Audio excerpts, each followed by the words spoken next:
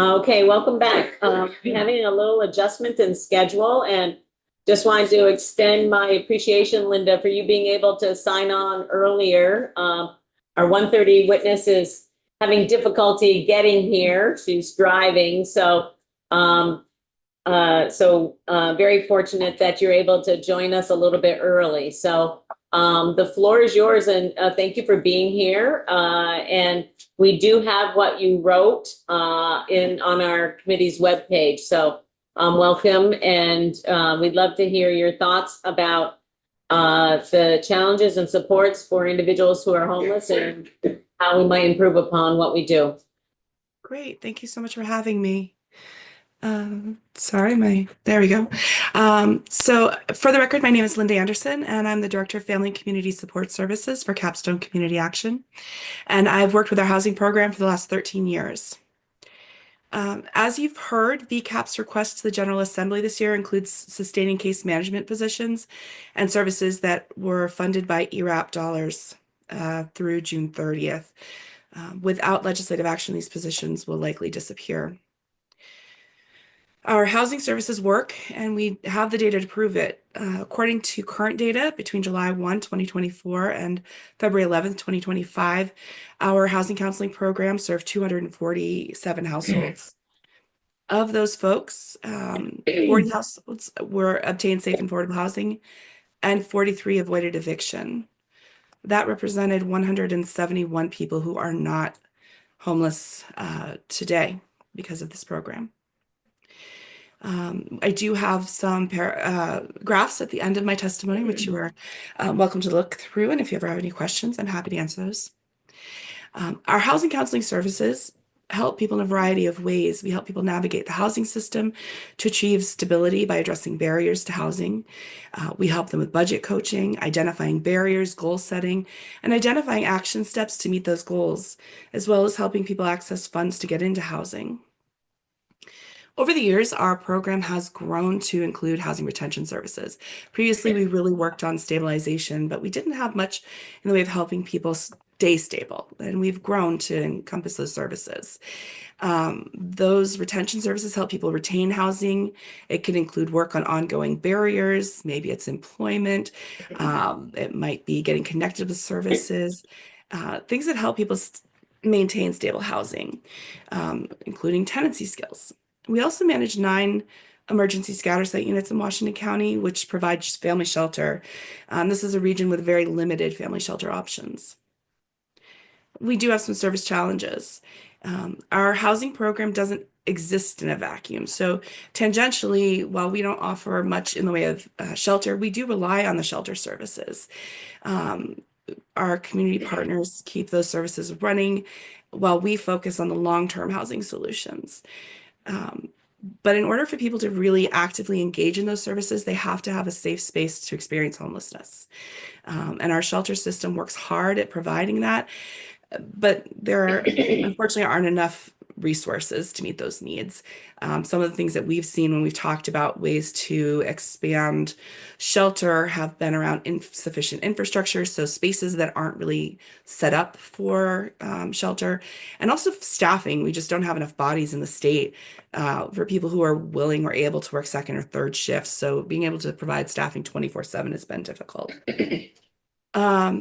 Often we also find that our rural areas really struggle in terms of shelter. We don't have enough people to have critical mass to be able to sustain ongoing shelter supports, but a lot of times our folks are really deeply ingrained in their communities, and so that can make it really difficult for them to be able to access shelter because it means leaving their community.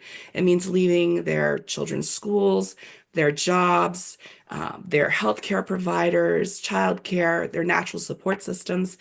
And they just make the decision often to forego that shelter. While service providers have come together at the local level through housing coalitions to create systems around coordinated entry, there are certainly some inefficiencies. And in part of that is due to lack of sufficient resources. So for instance, We had heard from one state a number of years ago that used their HMIS system to have a lifetime count of shelter beds, and people could make referrals to those beds through that system. We currently are set up with a system where we really have to call each individual shelter, see if they have capacity. Often they're a wait list, or people are spending hours sitting on the line trying to get a hold of ESD to access emergency housing. The ability to provide ongoing support to households has been a really important addition to our case management services, but there are some complexities around that funding. And I did speak to this a year ago, and it keeps coming up for me. We have HOP as our primary funding source, and the way our funding works, we're able to provide up to 2 years worth of housing retention services for somebody who was identified as at risk of homelessness when they came in our door. But only up to 3 months for folks that were identified as literally homeless. Now, there are some longer term case management supports available for folks who are literally homeless, but they have to have an ongoing subsidy. And a lot of our folks either don't have subsidy, they just don't exist, or if they have a voucher, they can't always match it up to a unit. Currently, the ERAP funding allows us to fill some of those service gaps, but as it only goes through June of 2025, that will be another major loss that we're going to see if we can't find funding to replace that with similar flexibility. Some of the staffing impacts that we'll have are a full-time navigation position, a full-time retention position. We'll also see a gap in funding for 2 housing counselor positions partially funded through ERAP, and loss of those funds could make the positions unsustainable. Additionally, we have a position that for navigation services in Washington County that has been vacated, and we won't be able to refill because that funding ends in June. There are opportunities for success. Some of the things that we've really seen help are having flexibility when it comes to direct client assistance. There are sometimes small barriers and large barriers, and having that flexibility to address the need of the individual walks in the door has been huge. Our landlord liaison role in Lamoille has also been really an important tool for the landlords, for the tenants, and for our staff. Unfortunately, that position was recently vacated, and because that funding ends in June, we won't be able to refill that position. But that position creates a bridge, and it helps landlords feel comfortable taking a chance because there's a support there for them. What we need from our perspective is more affordable units, more appropriate housing options for community members who might need supported housing models, sober housing options, increased shelter capacity in the form of non-congregate shelter with sufficient staffing, and more funding for supportive services. This could include peer coaching, which could have the potential to fill some of the gaps that we're seeing in retention work, for folks that were formerly homeless. I do want to share one example with you today of sort of the importance of how our work can have a real impact on people. Recently, one of our community members worked with us to find housing after spending months sleeping outside. This person had suffered loss of a child, and that loss led them to struggle with mental health issues, loss of employment, and eventually loss of housing. When they came to us, they worked with our housing counselor. The counselor was able to create a safe space for this individual to really identify some of the barriers that they were facing to housing and help them overcome them. This person lived in a rural area where, again, shelter options were not really available, and they didn't have transportation. They did have other children that lived in that region, and so they really didn't feel like they could leave their community to go to where the shelter supports were because they couldn't justify leaving their children and leaving that region. With our supports, they did find employment, and after one apartment fell through, we were able to find a unit that worked for them, and they recently signed the lease early this year. Now this person has stability. The stability will support their ongoing employment. They have access to their children. And so that's really, it was a beautiful outcome to see. They also had expressed several times with our landlord and the potential landlord and our housing counselor that they were ready to give up. Just living outside in the winter was getting to be too much for them. So I just want to end with noting that our housing counseling program doesn't work for everyone, but for many, our staff are a lifeline, and they're there to encourage people to keep going even when it's hard, and it is hard. They help them access the little things that get in the way. A lot of the things are things like getting an ID, access to mail, things that we wouldn't really think about. And the counselors connect them with what sometimes ends up being life-sustaining supports, like mental health care, substance use services, basic needs like food and health insurance, getting them connected to a doctor so they can get their medication. It really is more than just having enough money to pay the rent. What we're doing is helping people see the big picture and envision what's possible so that they can work toward making those dreams of safe, secure, sustainable housing a reality. Our staff also play a really important role as liaisons between our clients and our landlords and helping support to successful tenancy. I'd really like to thank you for your time today. Thank you so much. Appreciate that. It looks like we have a couple of questions. Representative Steady. How do you coordinate with other organizations that offer the same services to know that people are not going from one organization to another to get the same services? So the coordinated entry list lets us know sort of where people are in regions. If we are working with somebody and they want to move out of the region, we would work with that organization to say, hey, we want to transfer the case. I'm not sure if that answers your question. Is there a database to show if somebody's Yes, it's a database. database? Yeah. The Homeless Thank- Management Information System. Yeah. Thank you. So one of the things that I'm wondering about, because I've heard you reference the ERAP dollars, and there's also other different funding sources for the case management services that you provide, and I have no idea whether ERAP is going to be continued or not continued or anything at this point in time, but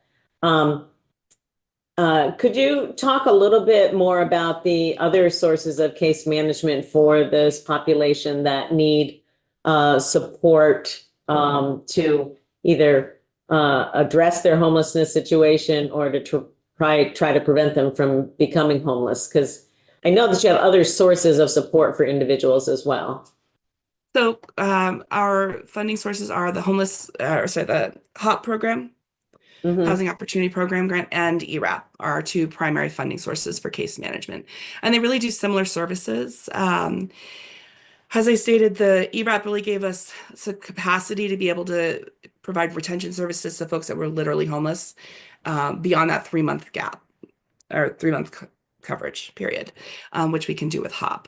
Otherwise, it really is similar services, and it expanded our numbers of staff members to be able to serve more people in our community. So theoretically, if there were some changes to the HOP program or resources in the HOP program, it's not that I'm just trying to figure out, like, do we really need to continue ERAP, or is it, it's the availability of funding to continue case management services is really what we're looking at. Right. I think the things that we really lose with ERAP are the flexibility to be able to provide that ongoing medium-term case management for folks that were literally homeless when they came in our door. So up to 24 months. We missed that, and I haven't been able to see where that will be replaced in the current funding structure. Gotcha. So we lose that. And then the landlord liaison is something that has been funded by HOP previously in certain areas, but it was expanded with the ERAP. So the capacity is there, the funding structure is there if the money's there. Really, I think the main piece that we're missing is that the folks that were literally homeless that don't have a subsidy or don't have a voucher. What I don't want to see happen, and what we're sort of pushed into, is we work with you for 3 months, get you settled, and then we step away, and we have to sort of watch you crash again. Because once you crash again, you were housed, you could come back in our door as somebody who was at risk of homelessness, and we could provide you ongoing case management. Yeah, that doesn't even make sense, and so that's why I was saying, like, maybe hopefully the folks at DCF are listening to this, because, I understand what you're saying, and it doesn't make sense that you need a whole separate program in order to provide, ongoing support to somebody who is literally homeless and is going to need ongoing support for a period of time beyond 3 months. So it doesn't make sense. I'm sure it probably did to somebody at some point in time, but it doesn't really in our current state of affairs. Anybody else have any additional questions? Thank you so much for being here, Linda. I really appreciate it. And thank you for the work you're doing to help people who are homeless. Thank you. Paul, you appear almost on cue, as if you knew I was going to call on you. Welcome, and thank you for being able to sign on. I hope you had a fruitful testimony downstairs. And hopefully everyone's listening. I'm just going to check in with our friend here to see whether Shelby has arrived or not. She got off the exit and she's working on parking right now. Okay, all right. It's gonna take some time. That's gonna take some time. We're just moving witnesses around a little bit, and so that's why appreciate you being here. This is it looks like in the end it's all going to work out okay. So the floor is yours, Paul, to introduce your self. Well, actually, we haven't really done this afternoon, and this is your first time in committee this year. So and we have 6 new committee members this year, so we have a new cast of characters. I'm Teresa Wood. I'm from Waterbury, and I also serve Bolton, Buell, Score, and Huntington. Ann Donahue from Northfield and Berlin. Good afternoon. I'm Dan Noyes. I represent Belvedere, Hyde Park, Johnson, and Woolkit. Good afternoon, Eric Maguire, representative for Rutland City. Brenda Steady, West Milton, Westford. Doug Bishop, representing Colchester's Chittenden 20 District. Todd Nielsen, I represent Brandon and Forest. My name is Zon Eastis. I represent Guilford and Vernon. And I'm Esme Cole and I represent Hartford. Hey, I'm Jubilee McGill and I represent Bridgeport, Middlebury, New Haven, and Weybridge. I follow Ray Garofano, Essex and Essex Junction. Lori. Lori Mercer, committee assistant. Brenda Siegel, executive director of End Homelessness Vermont. I'm Sarah, the intern representative Eugene. Happy to grow with Action Circles. My name is Anila and I work in the Office of Racial Equity. Great, thank you. Okay, Paul, the floor is yours. Thank you for being here this afternoon. Thank you so much, Madam Chair, Vice Chair, and committee members. Thanks for that gracious introduction as well. Lori, is it okay? Could I share my slides? I think it might be the best way to work through this, if that would work for the committee members. Yes. One We'll moment. say. Okay, okay. I think it's easier this way. Let's see. Do it. Oh, gosh. Okay, can you all see my slides? Almost. Okay. Looks like it's coming. There you go. All right, let me go from the beginning. So again, thank you all so much for having me here. Paul Dragon, I'm the Executive Director of the Champlain Valley Office of Economic Opportunity. Last year, CVOEO served over 23,000 adults and 11,500 households. And we do that by providing both Whoops. Oh, no. and we also do that by getting people out of poverty, long-term solutions to out of poverty, like Head Start, weatherization, and our micro business program. Paul, I'm not sure if you meant it, but you popped out of your presentation. Oh, okay. Can you We see your me now or face. no? We see your face, but not your presentation. Oh, no. Okay. Let me We see. have it on our iPads, so it's okay. Okay. It's okay. Okay. Let me try again. Okay, so sorry about that. We are CVOEO is also a member of the Vermont Community Action Partnership, and Linda and I were here really to talk about homelessness writ large. We do consider our request in the Vermont Community Action Partnership integrated into our larger ask, and they go together with the other requests that we're going to be making. And VCAP is requesting 15.8 million in HOP grant funding in 2026. This is a $6 million increase for homeless prevention services. It includes direct financial assistance for unhoused Vermonters.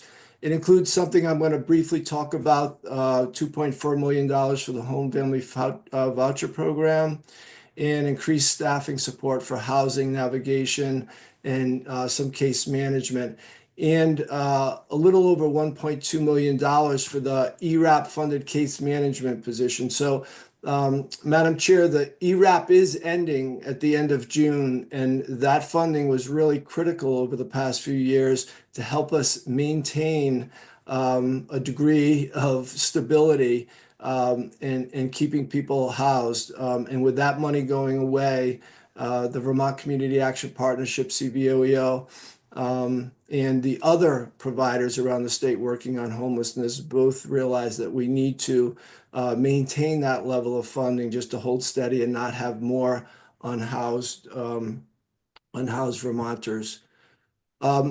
Some of the biggest challenges and gaps that we're seeing, I think, is VCAP. This is particularly from CVOEO's perspective. We, and I know you know this, have a growing challenge of homelessness, including unsheltered and unhoused individuals who are older and have medical needs and other disabilities, including serious and persistent mental health issues. You can see an example, maybe you can't, but in the right-hand corner of my slide, we have a community resource center in Burlington. It's a day shelter, and we have integrated services there and meals on site. We saw 3,300 unique individuals last year. We average about 135 people a day. At the height, we saw 204 people in one day. And why I'm telling you this is because the data we collect through coordinated entry, and we think this is an undercount, 48% of those people have a documented disability. And the shocking thing is that 24% are over the age of 55. Of that 24%, 14% are over the age of 65. So we're seeing a growing number of people who are unhoused and people who are unsheltered with disabilities, including chronic medical conditions, who are also aging. They're older Vermonters, and this is a real challenge and a real gap in our services. Because the gap that we think we need at CVOEO is we need more specialized shelters and appropriate level of care for special populations. People with intellectual disabilities, developmental disabilities, chronic medical conditions, and serious mental health conditions. We don't have that level of care. The rest of us get that level of care if we need it. People who are unhoused are not getting that level of care. They're going into our shelter system, and they're not getting the right level of care and the services that they need. We are changing adult diapers at some of our shelters. We are monitoring oxygen at some of our shelters. We are seeing people who will not engage with the mental health system, the designated agency mental health system, yet have paranoid schizophrenia and other serious chronic mental illnesses that we are working with. We are asking for more specialized shelters and equity, an appropriate level of care for people who really need it for special populations. Another gap we're seeing is we don't have an integrated system of care supported at the state level. We have the Agency of Human Services. I worked there for many years. I love the agency. I love our state staff. There are 6 departments there. They're under one roof. They're meant to be integrated in a way and coordinated in a way. And I used to be the deputy secretary, and I know how difficult this is, but we've got to start to plan an integrated system of our different agencies, Department of Mental Health, Department of Health, and Dale and Corrections, and try to come together to support the practice on the ground through integrated ways of funding and data systems and just practice to make sure that we can really deal with this massive public health issue, particularly around homelessness that we're seeing around Vermont. And when we don't do this, we don't have integrated services at our shelter sites, and that's part of the problem. We had a roadmap to end homelessness in 2016. We've talked about it before.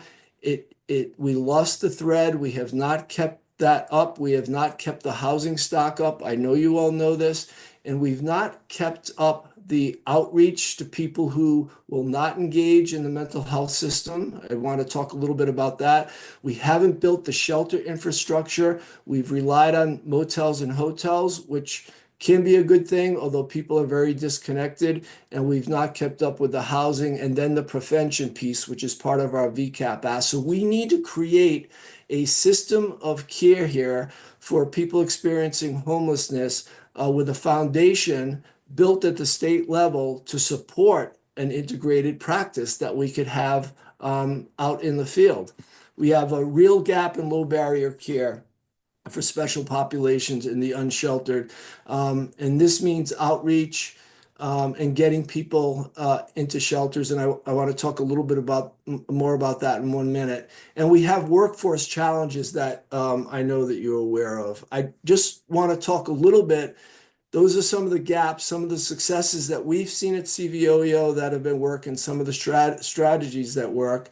We have that community resource center in Burlington that's seeing, close to 140 people a day.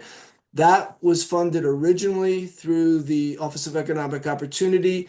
DMH graciously kept our funding going for this year. We run out of funding at the end of June. So I don't know where those 3,300 people are going to go, but it will affect Chittenden County, it will affect the state of Vermont, and it will affect the community because we lose that funding.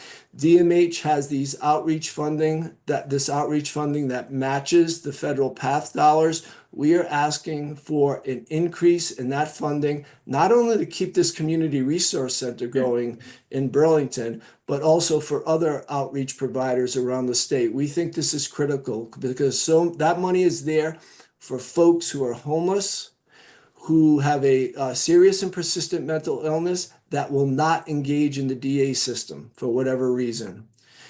We are asking, we think one big success has been the Home Family Voucher Program, which you all have supported.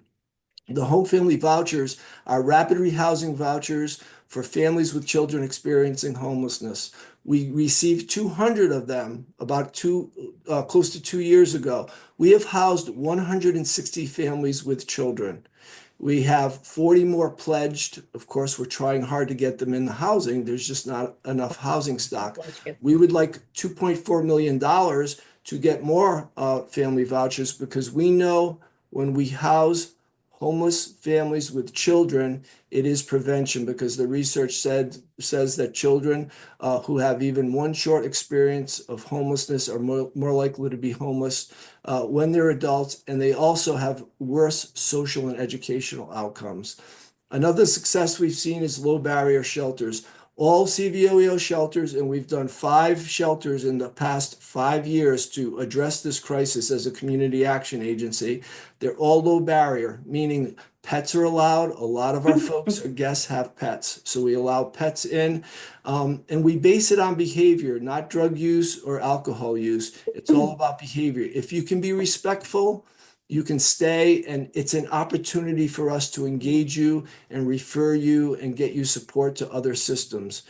We do believe strongly in non-congregate shelters. I know we can't scale that for everybody, but we do have proof that it works. We transitioned our Samaritan House shelter in St. Albans from a congregate shelter to a non-congregate shelter. And we had a UVM student doing their master's degree study that transition. We've been able to increase housing, getting people into housing quicker, and we've also decreased early exits from the shelter because of behavior. So having your own space, a trauma-informed space, means a lot. And I think it would behoove Vermont to create as many non-congregate shelter sites as possible because it's a practical thing. You get people into housing quicker. We need to provide more medical and mental health services on site. We're doing that at the Samaritan House at the Champlain Place, but these are once or twice a month. We need to come together back to the integrated services piece and make sure every system is involved in this work. And it's going to take everybody, all hands on deck, to come together to try to solve this issue.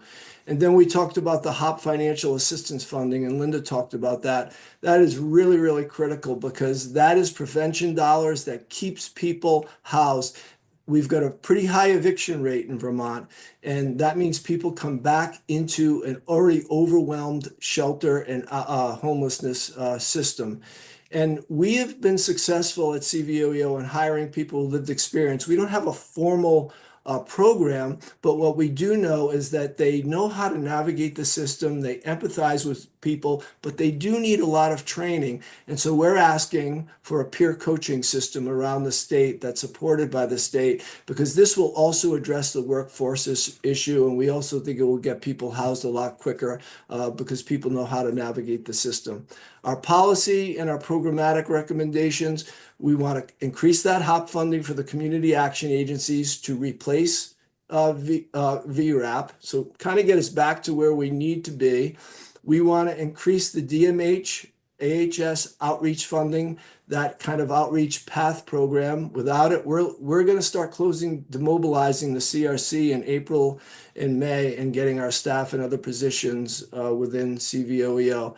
So we think that funding is really critical for high density areas around the state that are experiencing unsheltered homelessness particularly. We want to see appropriate level of care shelters developed, housing for special populations, whether it's 3 or 4 around the state, for medical respite, for people with severe psychiatric conditions, and for older Vermonters. My gosh, we have people who are in their 2 people in their 80s at our Champlain in shelter. We want to increase the home family voucher program because that is prevention for families with young children. We do want to see an integration, more systems involved, Dale, DMH, the medical system in our current shelter system statewide. Get in there. You could bill for that. We're not able to bill for that work. They could bill for that work. We need to do more of this integration together in our shelter system. We'd love to see 4 new mobile home communities appropriately placed. They are low, they are easier to attain for people coming into the housing market. And we think that would be a great connection for people experiencing homelessness. There was a study done about nursing homes and residential care homes. We had asked for that as well. I think we might have lost the thread on that, but we know that they're getting Medicaid reimbursement. We know they're overseen by the state, but yet they're private and they're not to the extent I think they need to be, bringing in people who are experiencing homelessness. We shouldn't leave beds out there where we can get people into the right level of care. And I think at a minimum, all of us, want to ensure that there's, whether it's congregate or non-congregate, there's adequate shelter statewide. From November 15th to April 15th, we've been helping the city run the Miller Center. We've been averaging 85 people a night when we activate that center. We had a woman there. There's so many examples like Linda named. We had a woman there, 73 years old, worked 20 years, has a son in the 30s who's disabled, and 4 dogs. She lives out of her car, and she's had carbon monoxide poisoning several times, and we had to call the EMT twice at the shelter. She was there with her son and her dogs. That's just one example of so many people who don't fit the mold of what I think many people think of when they see people experiencing homelessness on the street. For policies, we want to make the choice to shelter and support every person in our state. I think we all want that. We really got to get there. We want to create an integrated service system of care with the state that in practice also has a roadmap to end homelessness, that in practice helps us as providers statewide really do this work in a way that is practical, efficient, and maximizes our resources. We want to expand the eligibility described in H91 by the GA and by the GA work task force. Permanent supportive housing, we're so excited about this this model coming out of the Office of Economic Opportunity in AHS. And this is funding to support people who are very disconnected from care, and we can use Medicaid dollars in the 1115 waiver to hire people to do this intensive work. We think it's super exciting. We just applied for some spots. We think it's going to work, and we'd love to have this grow. We would love to get support for a statewide reimbursable peer coaching model because we think that will work and that will help the workforce issues.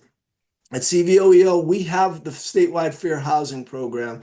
I know it can be hard to evict people. We're not blind to that, but we also see a lot of people evicted with no cause, and that just does not seem ethical or right. And we want to support rent stabilization because the rents are way too high, and I know all of you know that. So anyway, I want to thank you all so much for listening, and I'm happy to answer any questions. Thank you, Paul, and we certainly do have some questions. We'll start off with Representative Noyes and then McGill and Garofano. Hi, just a quick question about the two individuals you said that are in your shelter that are over 80. Are they receiving adequate case management to help them find a more sustainable place to live? Do you feel that they're interacting with the area agencies on aging? Do they have that access? Yep.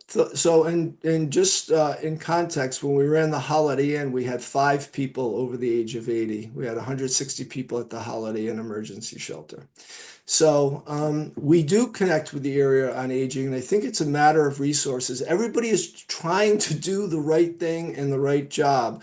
But when there's no room at nursing homes or community care homes, There's room at nursing homes. They're not eligible for some. then there may No, be they're room. eligible. They're eligible. They're just, yeah.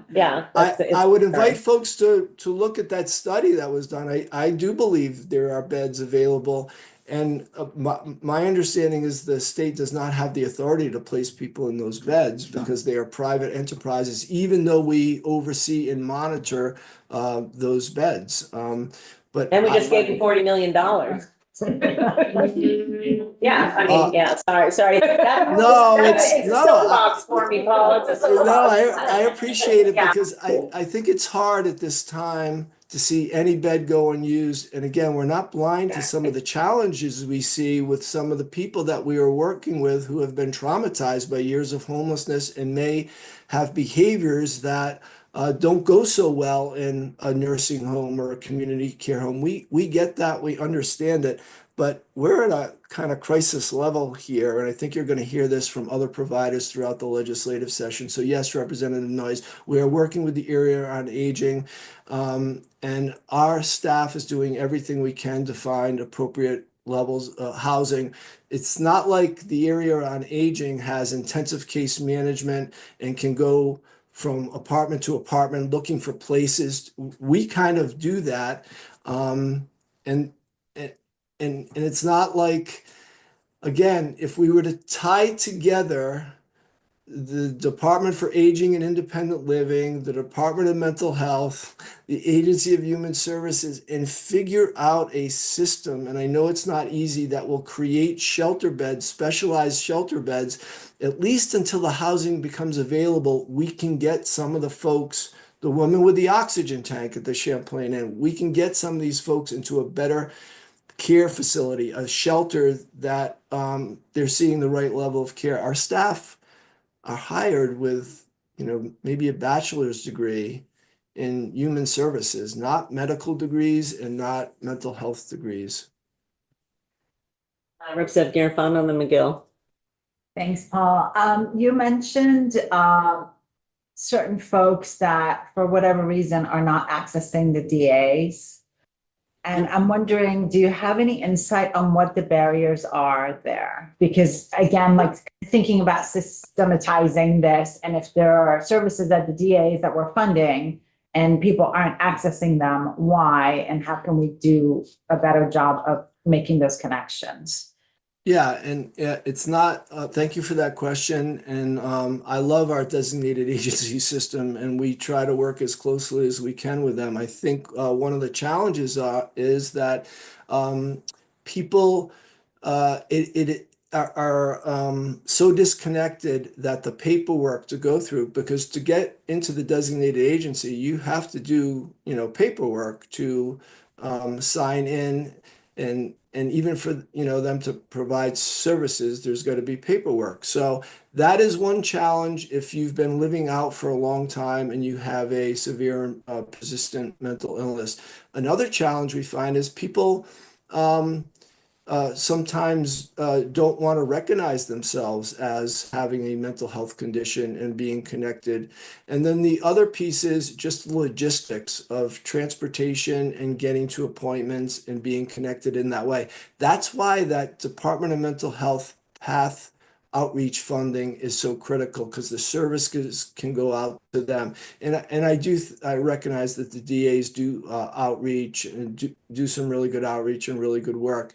The fact is that it's not their fault. There are just people who will not be connected to that system, and we've got to be able to address that. And our shelter system, the 26 shelters around the state, are addressing that. I know you're going to hear that. We have a lot of people with developmental disabilities, intellectual disabilities, and severe and persistent mental illness in our shelter system. Representative McGill. Yeah, this is just kind of a follow-up, but and you talked a little bit, but you mentioned the no statewide integrated system of care, and just really would love your thoughts, and you can send them to us later, but how we achieve that, I think like if you have ideas of steps we can take, but also how we just get to that level of collaboration, because I don't, task force and things like that, we haven't been able to really get there, and that's we need to get there and have everyone just kind of all in, and really trying to solve the problem. I think we have an incredible state workforce and brilliant leaders. And I know when I was there, the difficulties around integration, they start at the federal level with different federal funding sources that also demand different data, which demands different IT systems, which starts to break down any centralized and integrated structure for integration. So I think what needs to happen, though, is a more, let's not be 5 years down the line still saying this. There should be a way, a work group and a plan to come together to say, how can we integrate things better at the state level to support better integration at the community level? And I know we'll figure some things out. The 1115 waiver in permanent supportive housing and that new program that's coming out is a perfect example of really innovative and creative thinking on the part of the state. So, how can we do that? If we were to do some specialized shelters, that to me would say the state is figuring out ways to put integration into practice at the community level. I think what you have to do, and I know work groups aren't popular, you've got to get people to really start thinking about that, because the agency is organized. It was organized in order to do this work, and we've just never been able to kind of crack it. And I think a lot of good people have tried, and I think we can make incremental progress if we just really devote a lot of time to it. But what it should look like on the ground, it shouldn't look like, we have a one person coming a couple hours a week to the Samaritan House from NCSS. We love NCSS. We love Howard, and they do it over the Champlain Inn. But it's just a small thing. What if we were to integrate our workforce in a way where people, where we have shelters with, 50 to 80% of the people have some form of disability. We now have a workforce that has access to psychiatry, to medication management, to therapy and counseling, to licensed clinical social work. That would be wonderful. How do we get there in practice? How can the state support that? And I think the time is ripe for this, because we are one of the highest percentages of homelessness in the country. No Vermonter wants that. And I think we can reverse that and get the right level of care for people and for the community, because this is a community issue. This affects our businesses, this affects people of all income, this affects our children. I think we can really solve this. And with that, Paul, I always like to end on a positive note, and that was a good positive note. Okay. So appreciate your ideas and the thought process that it takes. And you've got a lot of experience, both, like you said, inside state government and in the the last several years in the community and trying to help solve these problems at the local level. And, I think we get frustrated here because, when you're talking about integrated services, it's definitely something that we have focused on in this committee. And I can tell you when we ask the folks at Dale, what are you doing? When we keep hearing about, 70 and 80-year-olds homeless, and already we know that they're eligible for Choices for Care. And so they have resources. And yet they're still in a homeless shelter, and we're spending $40 million more in nursing facilities, and we don't have any leverage with them. It doesn't pass muster for me. So we are trying to elevate that conversation, and also people with developmental and intellectual disabilities with the designated agencies and the support that those folks are already eligible for. So we are with you on that, and we'll be doing our best to make that happen. So thank you. We have to move on to the next witness. Thank you. Thank you. Contact him personally. Absolutely. Yeah, absolutely.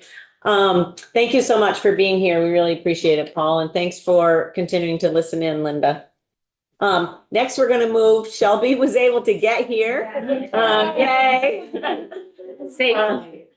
And yeah, we're glad to see you're here in one piece. You actually found a parking spot and you were able to get into the building. So you've encountered, just in the transportation, big barriers to getting here. So welcome, and please join us.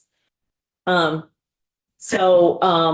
folks who were here last year, you might remember Shelby, who testified with us last year, and we're really happy to have you back, Shelby, and really thank you so much for traveling in the weather to get here, and then to navigate trying to find a parking spot. And are we still in a state of security out there someplace? Oh, yeah. We are. Okay. We're kind of up here in our own, ivory tower, so we don't really know what's happening down on the ground floor. Canceled, so I guess it's still. So welcome to House Human Services, and the floor is yours.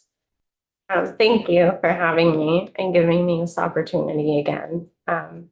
I first want to kind of mention something that Paul brought up, where a lot of households that are homeless right now and in the program that need to be connected to mental health agencies aren't, mostly because they need help with that process and that referral. So that is actually something that End Homelessness Vermont does on a daily basis. We support and through the entire referral process, so that our clients are connected with housing, mental health, or anything that they need. All right, so for the record, I am Shelby LeBaron from Springfield, Vermont.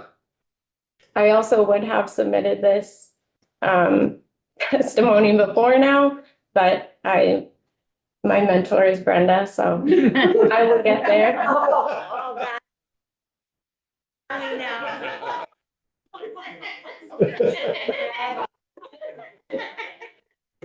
That's hilarious.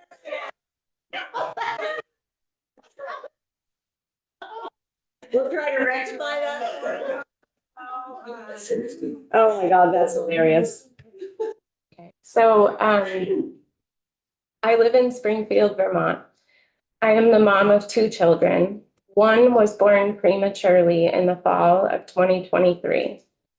I also am on the staff at End Homelessness Vermont, and I will talk a little about my experience of going from homelessness to working in the field.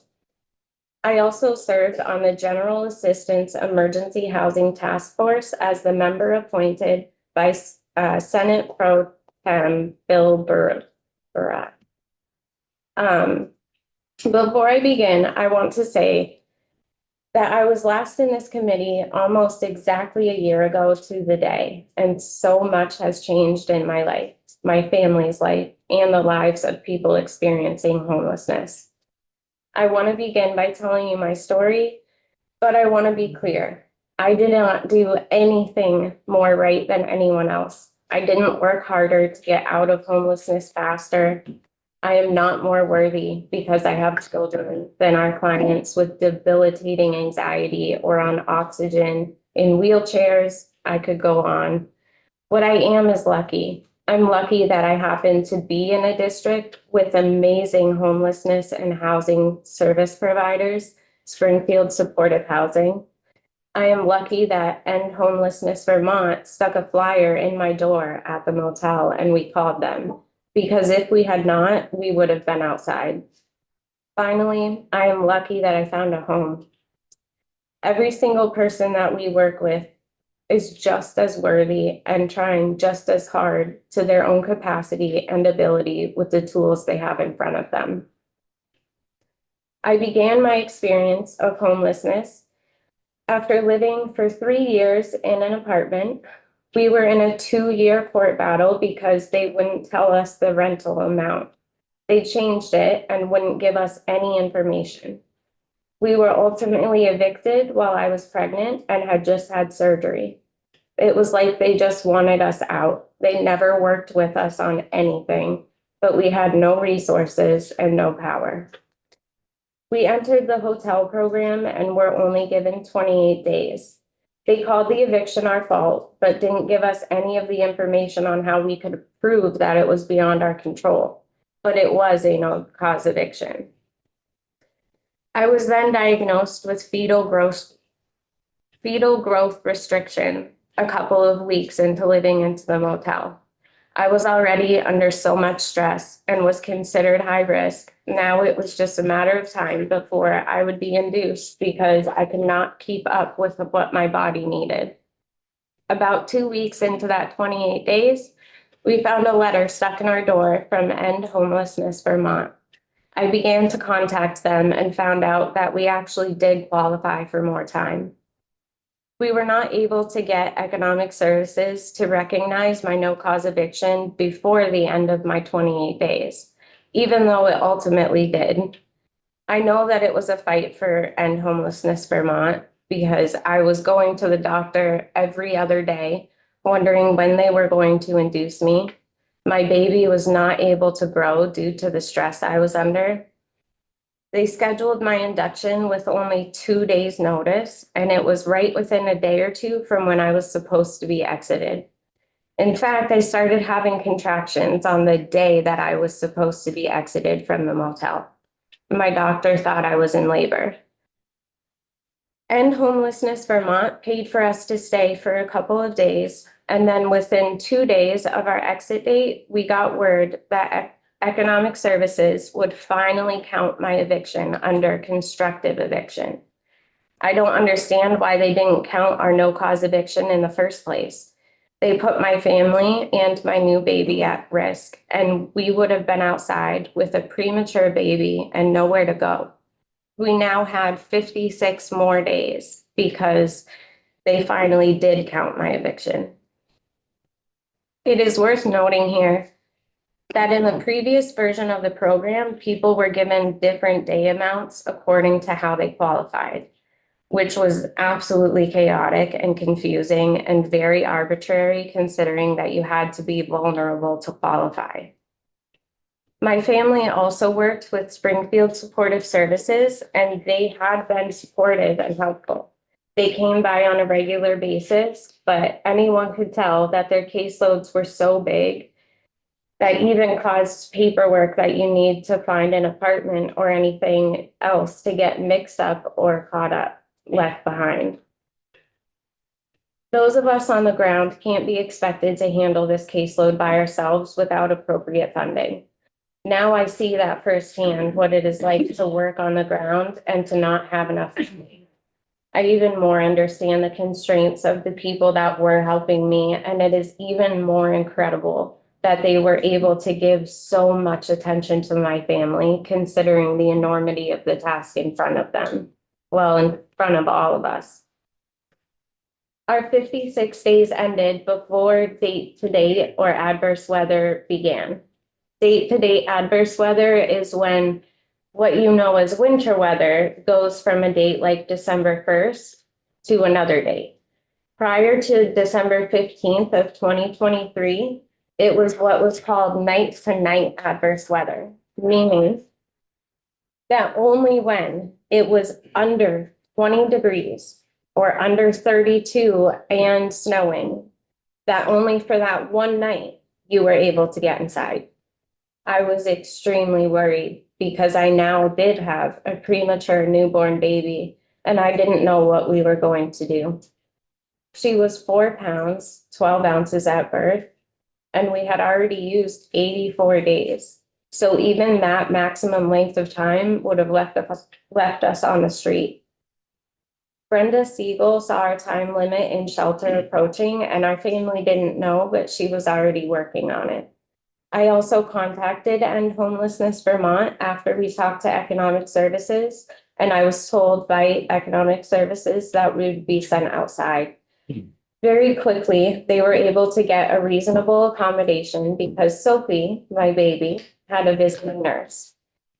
I want to repeat that then, very quickly, we were able to get a reasonable accommodation because our baby had a visiting nurse. I want to be very clear that the administration no longer gives reasonable accommodations for anything at all. Even a premature baby, people on oxygen, people in wheelchairs, people with severe schizophrenia, dementia, people who just had open heart surgery or a stroke, nothing. There is no time in which people are given a reasonable accommodation to stay sheltered. That is no longer a possibility. So if my family had the same situation today, I would have been living outside in the cold with a premature baby.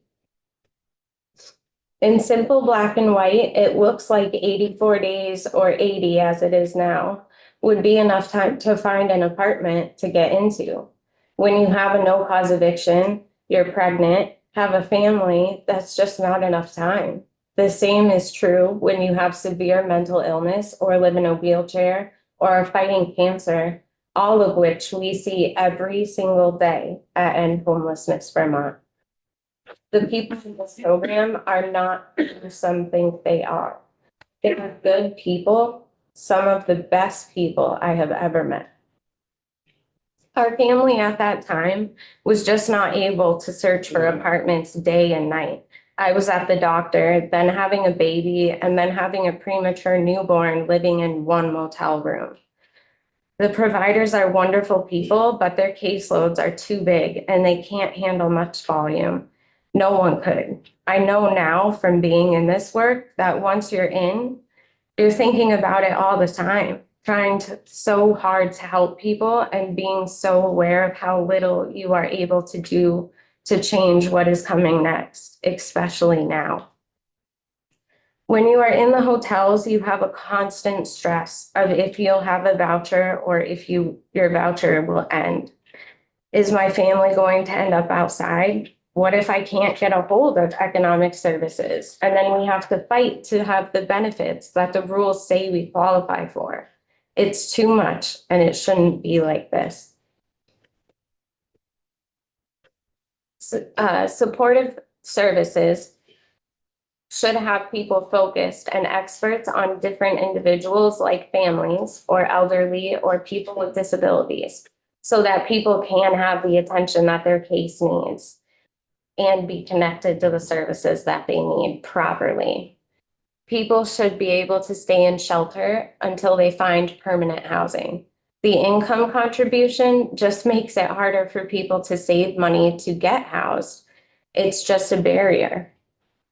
When I was in the hotels, I didn't come across one single person at the hotel who had not been on top of what they needed to do, saving money if they had it. But then when your voucher runs out, you end up having to pay nightly, and the people have gotten stuck at the hotels for sometimes years, no matter how hard you're trying. In our situation, even a family shelter would not necessarily have been safe because we had a premature baby and we had to be so careful about shared living spaces. It is critical as you take up H91 that you ensure people remain sheltered with dignity. Congregate shelter is not dignified. Not having privacy, being shoved into a room like cattle, it's not dignified. And for our clients and many others, it's not safe. People need privacy. They need space to process the trauma of homelessness and talk privately to their family and their friends. They need that privacy to ensure that they are not left with more trauma in the end.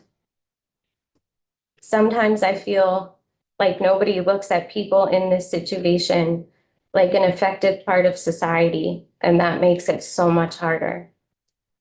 Since I started doing this work, suddenly I'm taken seriously, but I literally exited homelessness and a month later was working in the field and participating in the task force. So the truth is that I was always this effective, this valuable, and this prepared for this work.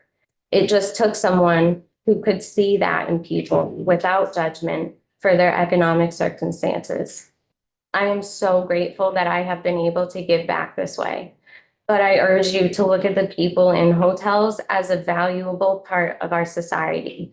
We see it and we hear it when you talk about us as if we are not valuable or doing something wrong.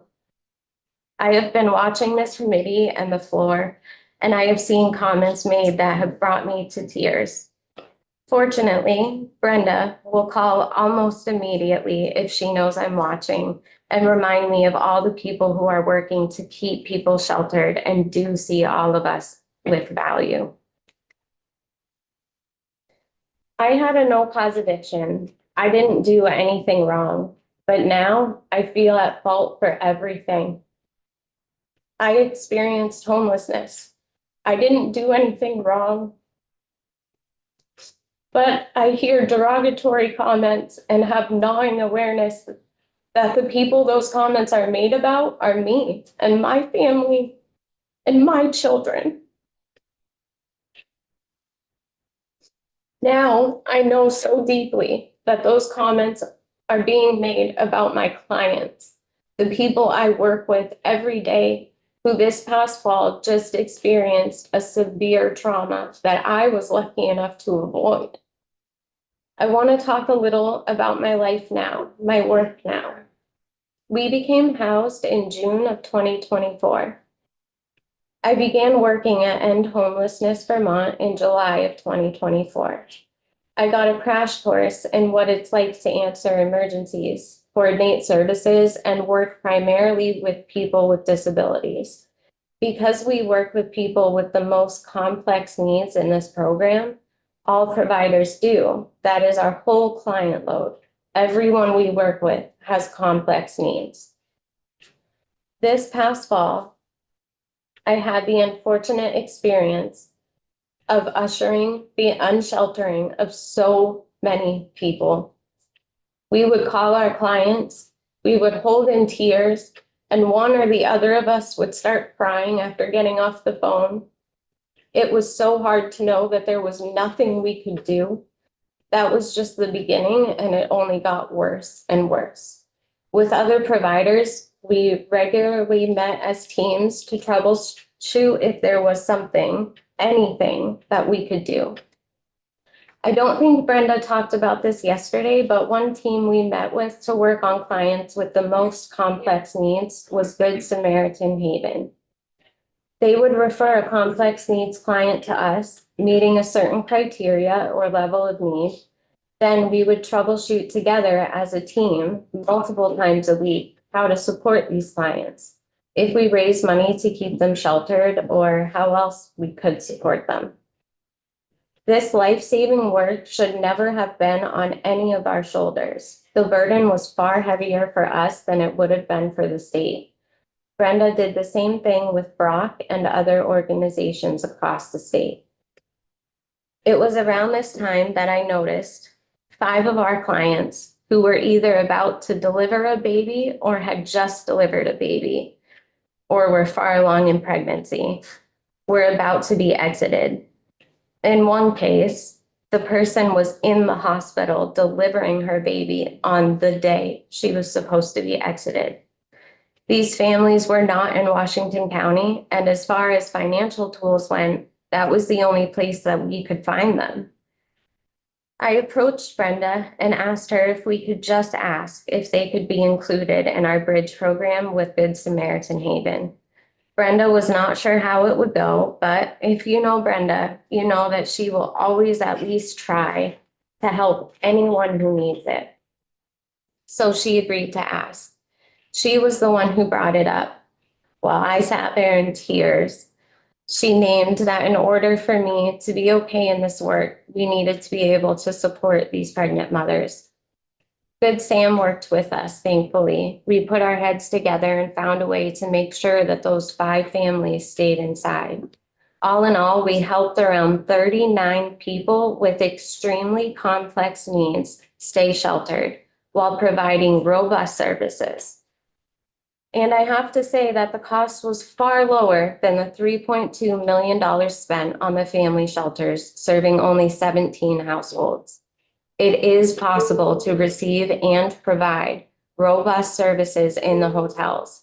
We just have to choose to fund them. Why would we spend so much more rather than adequately finding services? We did help a lot of people, but there were a lot of people that we couldn't help, and I still feel that.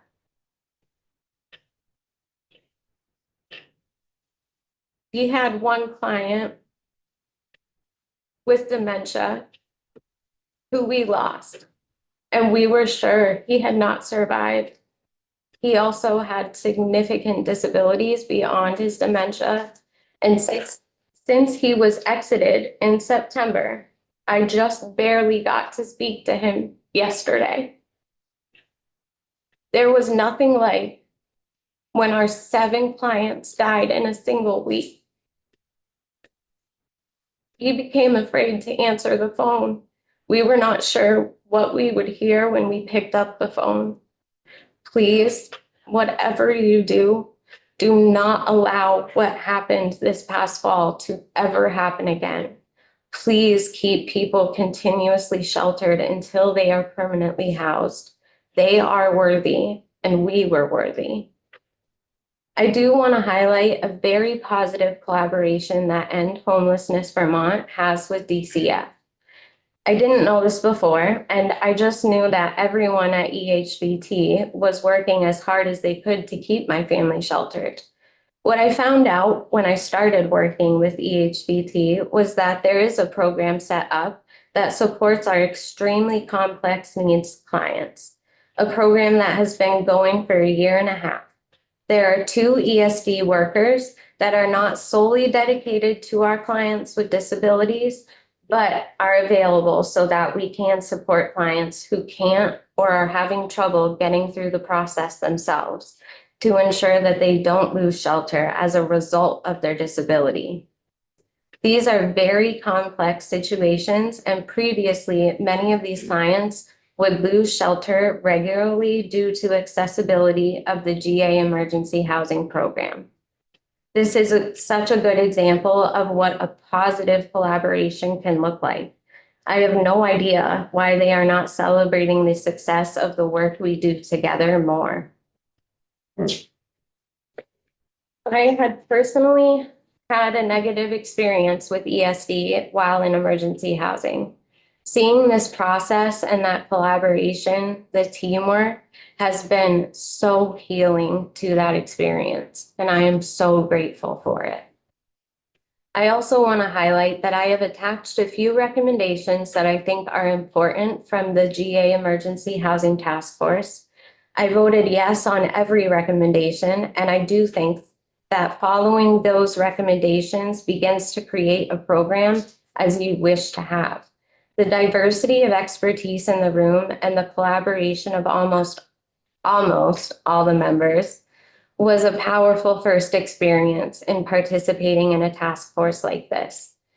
Recommendations I have also added that I submitted along with Amy Johnson, Chris Loraz, and Brenda Siegel that I think are particularly important. If there is time after I complete my testimony, I am happy to discuss these more. Before I finish today, I do want to highlight one thing that I heard yesterday that really bothered me.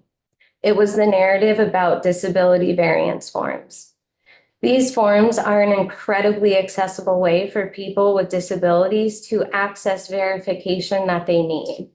It worries me that it is being undermined. EHBT receive these a lot due to our clients' needs, and we have seen many more of them than we submit ourselves.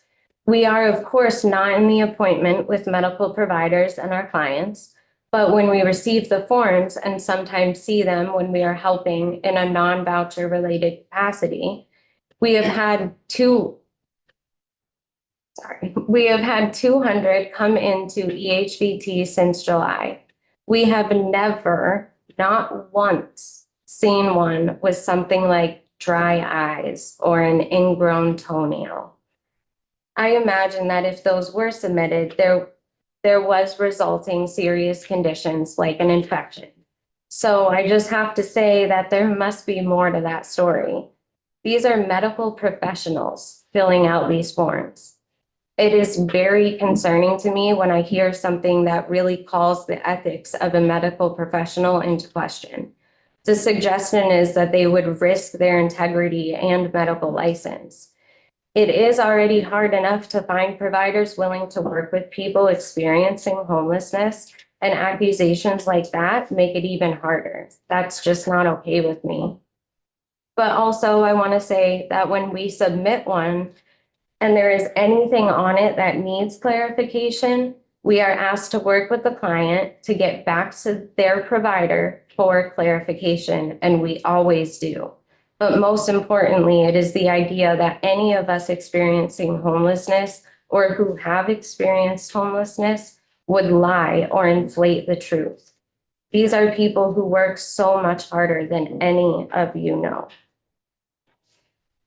1 year ago, I was in the hotel program and sitting here before you, hopeless and fearful that my family would be exited to the street.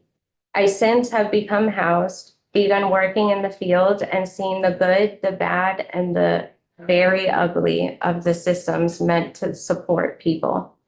I do think that if you follow the recommendations of the task force, create parallel action to see a natural decline in the program, and keep people on a stable and dignified and person-centered path, we can get out of the chaos.